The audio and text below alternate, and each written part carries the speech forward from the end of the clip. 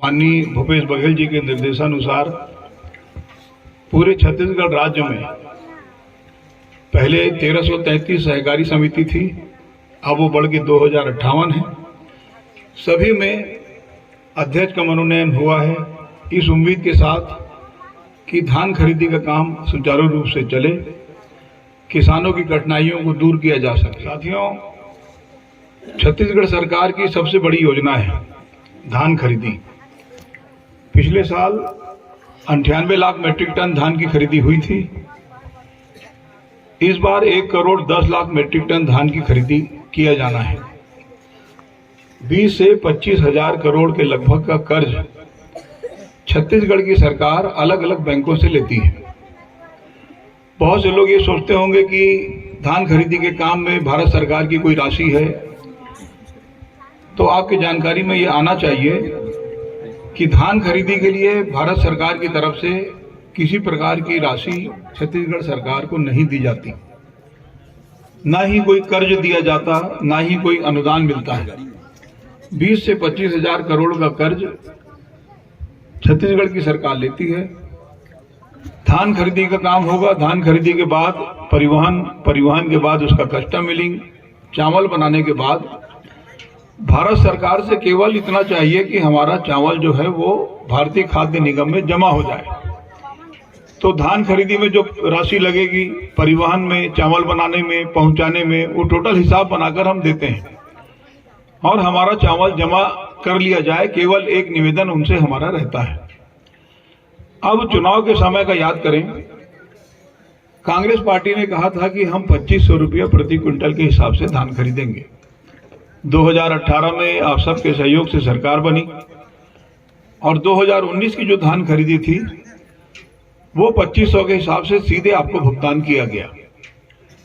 लेकिन उसके बाद भारत सरकार की तरफ से अड़ंगा लगाना शुरू हो गया। वहां से चिट्ठी के ऊपर चिट्ठी बार बार कि यदि समर्थन मूल्य से अधिक में धान की खरीदी होगी, उसका भुगतान होगा, तो हम भारतीय खाद्य निगम में चावल जमा नहीं लेंगे। अब लगातार मुख्यमंत्री जी भी गए, हमारे मंत्रिमंडल के साथी गए, दिल्ली में मुख्य प्रधानमंत्री जी से मिले, वहां के केंद्रीय खाद्य मंत्री जी से मिले, लेकिन उन्होंने अनुमति नहीं दी। तब हम 3-4 लोगों ने बैठकर एक नई नीति बनाई कि जो वायदा कांग्रेस पार्टी ने 2500 रुपये प्रति क्विंटल का किया था वो तो देना पड़ेगा, और यदि नहीं दे पाए तो स्थिति ये बनेगी कि लोग बोलेंगे वादा खिलाफ।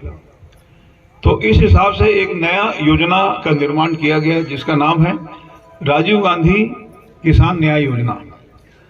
अब उसके हिसाब से खरीदी जो भी समर्थन मूल्य होगा, खरीदी होगी समर्थन मूल्य में, और अंतर की राशि राजीव गांधी किसान न्याय योजना के नाम से 4 किस्तों में आपके खाते में दी जाती है। और उस हिसाब से 2 साल पहले तक पूरा 2500 के हिसाब से आपको भुगतान हुआ।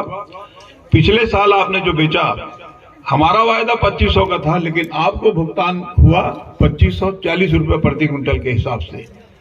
और इस साल जो धान अभी आप बेच रहे हैं, इसका आपको मिलेगा मूल्य 2640 रुपये प्रति क्विंटल। अब धान खरीदी के अलावा एक वायदा और भी, बहुत से लोग सवाल उठाते थे कि जिनका गरीबी रेखा के नीचे नाम ना हो तो क्या उनको भी राशन कार्ड मिलेगा। लेकिन वायदा था कि दिया जाएगा। यदि कोई बहुत अधिक पैसे वाला है तो उसको भी राशन कार्ड देंगे। इनकम टैक्स जो पटाएगा, इनकम टैक्स पटाने वाले का 10 रुपया, बाकी सबको 1 रुपये किलो में दिया जाएगा। लेकिन पूरे सभी लोगों को राशन कार्ड के दायरे में लाके राशन कार्ड देना है, ये तय हुआ। अब 4 साल बीतने के बाद बहुत से लोग ऐसा कहने लगे हैं कि हमारे राशन कार्ड को तोड़ के 2 भाग करो।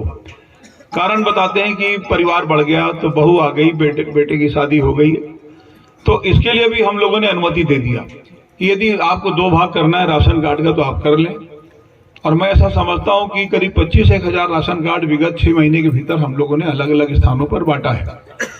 लेकिन हर जगह जहां भी मैं जाता हूं, इस बात की जानकारी जरूर लेता हूं कि क्या सभी को राशन कार्ड मिला या नहीं मिला, क्योंकि उससे ये पता लगता है कि योजना सफल है कि असफल है। तो मैं, आप भी यहाँ पे बहुत बड़ी संख्या में लोग हैं, मैं जानना चाहूंगा कि इसमें ऐसा भी कोई व्यक्ति है यहाँ पे कि जिनका राशन कार्ड नहीं बना हो, तो हाथ उठा दे। नहीं बना हो तो हाँ बताइए आप। राशन कार्ड नहीं बने आपका नहीं राशन कार्ड है, लेकिन 10 वाले रही थी। नहीं, मैं तो बोला ना कि जिनका नहीं बना है, तो आप बोल रहे हो है, लेकिन 10 और 1 वो नहीं, अभी वितरण मतलब है कि नहीं ये बताओ। है, राशन कार्ड है। अच्छा, अब समस्या क्या है ये बताओ। 1 रुपये वाले बनाओ जमा लिया। कितना जमीन है आपके पास? 5 एकड़ मेरा नाम। वही तो बात है ना, आप तो अपनी गलती सरकार के ऊपर मत थोपो। तो कुल यदि राशन कार्ड है तो है बोलो। अब आप इसका भी आवेदन लगा दो, उसका परीक्षण हो जाएगा, यदि पात्र पाए जाओगे तो दे भी दिया जाएगा। लेकिन मैं ऐसा समझता हूं कि एक व्यक्ति ने हाथ उठाया और वो भी राशन कार्ड है, लेकिन 10 वाला है, 1 वाला चाहिए। तो कुल मिला के ये पता लगा कि 100% लोगों के पास राशन कार्ड है, मतलब सरकार की योजना सफल है।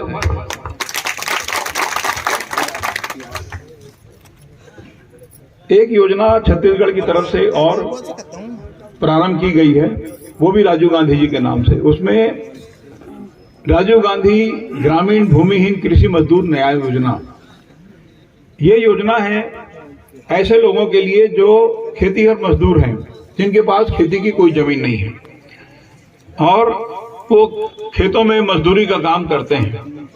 इनके लिए मैं ऐसा समझता हूं कि पूरे देश में छत्तीसगढ़ सरकार पहली सरकार है जो भूमिहीन कृषि मजदूर न्याय योजना के नाम से ऐसे लोगों के लिए योजना बनाई है जिनके पास 1 डिसमिल जमीन नहीं है, और इनको 7,000 रुपया सालाना दिया जाना है, जिसका 1 किस्त दिया जा चुका है। तो धान खरीदी महत्वपूर्ण योजना, सबको राशन कार्ड महत्वपूर्ण योजना, और ये खेतीहर मजदूर न्याय योजना ग्रामीण राजीव गांधी ग्रामीण कृषि मजदूर न्याय योजना, इसमें 7,000 रुपए की राशि सारे लोगों को दिया जाना है।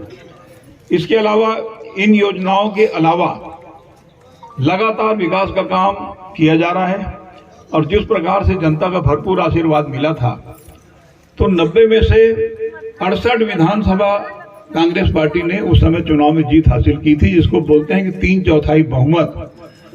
अब सरकार के कामकाज का आकलन किस प्रकार से होता है? सरकार बनने के बाद 4 साल हो गए, और इन 4 सालों में 5 उपचुनाव हुए हैं, और 5 उपचुनाव में कांग्रेस पार्टी ने भारी मतों से जीत दर्ज की है। इसका मतलब जनता का आशीर्वाद लगातार मिल रहा है। यदि धान खरीदी के नाम पे आप नजर डालें धान खरीदी में, तो पूरे देश में छत्तीसगढ़ पहला ऐसा राज्य है जहां धान का मूल्य 2500 रुपये प्रति क्विंटल के हिसाब से दिया जाता है। इस बार 2640 मिलेगा। पूरे देश में छत्तीसगढ़ ऐसा राज्य है जिसके 100% नागरिकों के पास राशन कार्ड है। सारे लोगों को राशन कार्ड में दायरे में लाकर दिया गया, और पूरे देश में छत्तीसगढ़ पहला ऐसा राज्य है जहां पर भूमिहीन कृषि मजदूर न्याय योजना के नाम से योजना संचालित की गई, जिसमें उनको प्रति परिवार 7,000 रुपये वार्षिक दिया जाएगा। इन सब योजनाओं के नाम पर लगातार बहुत अच्छे ढंग से कार्रवाई चल रही है। इन योजनाओं के अलावा एक बात और भी है जो विशेष करके इस विधानसभा में संचालित है। योजना तो पूरे राज्य के लिए है, लेकिन पता नहीं लोग इसमें कुछ ध्यान देते हैं नहीं देते। लेकिन आकस्मिक मृत्यु में 4 लाख रुपए की राशि देने का प्रावधान है। 3 कारण होते हैं: पानी में डूबने से मृत्यु हो जाए, या सांप काटने से मृत्यु हो जाए, या आकाशीय बिजली गिरने से मृत्यु हो जाए। ये तीनों मामले में मंत्री बनने के बाद जब इस बात की समीक्षा की गई, तो ये पता लगा कि जैसे ही कोई घटना कहीं घटित होती है तो कुछ लोग उनके यहाँ पहुंच जाते हैं, और आधे आधे में बात होती है कि हम तुमको 4 लाख दिलाएंगे तो आधा हमको दो।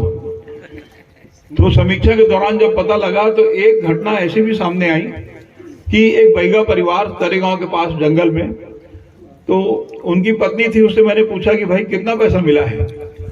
तो वो बोली कि 7,000 रुपया कुल मिला है। यानी दिलाने वाला 3,93,000 खाया, और जिनके परिवार में मृत्यु हुई थी उसको 7,000 मिला।